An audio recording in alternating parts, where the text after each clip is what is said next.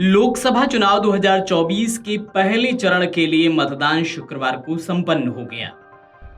21 राज्यों और केंद्र शासित प्रदेशों की कुल 102 सीटों के लिए वोटिंग हुई।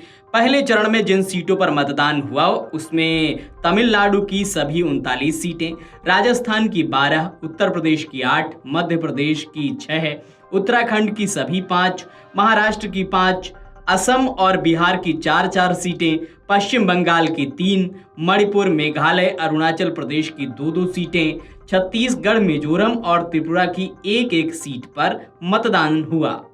चुनाव आयोग के आंकड़ों के अनुसार शाम 5 बजे तक 102 सीटों पर करीब 60% मतदान दर्ज किया गया। 3 बजे तक 49.78% मतदान दर्ज किया गया था। जिन 102 सीटों पर मतदान हुआ वहां 2019 में 69.96% मतदान हुआ था। लोकसभा चुनाव के पहले चरण में शाम 5 बजे तक 102 सीटों पर कुल 59.7% मतदान दर्ज किया गया। आंकड़े देखें तो सबसे ज्यादा बंगाल की जलपाईगुड़ी में 79.33% वोटिंग हुई। वहीं बिहार के नवादा सीट पर सबसे कम 40.2% मतदान हुआ।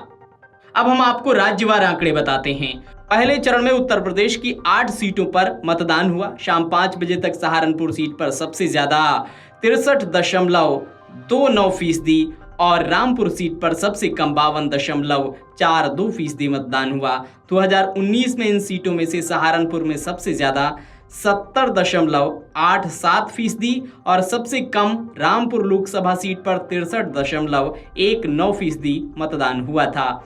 पिछले चुनाव में इन 8 सीटों में 3 पर भाजपा, 3 पर बसपा और 2 पर सपा को जीत मिली थी। अब बात करते हैं उत्तराखंड की। पहले चरण में उत्तराखंड की सभी 5 सीटों पर मतदान हुआ। शाम 5 बजे तक नैनीताल उधम सिंह नगर सीट पर सबसे ज्यादा 59.36% और अल्मोड़ा सीट पर सबसे कम 44.43% मतदान हुआ। मध्य प्रदेश की बात करें तो पहले चरण में जिन 102 सीटों पर मतदान हुआ उनमें मध्य प्रदेश की 6 सीटें शामिल हैं। शाम 5 बजे तक छिंदवाड़ा सीट पर सबसे ज्यादा 73.85% और सीधी सीट पर सबसे कम 51.24% मतदान हुआ। राजस्थान की 12 सीटों पर मतदान हुआ है। शाम 5 बजे तक गंगानगर सीट पर सबसे ज्यादा 60.29% और करौली धौलपुर सीट पर सबसे कम 42.53% वोटिंग हुई। पहले चरण में जिन 102 सीटों पर मतदान हुआ है उनमें बिहार की 4 सीटें शामिल हैं।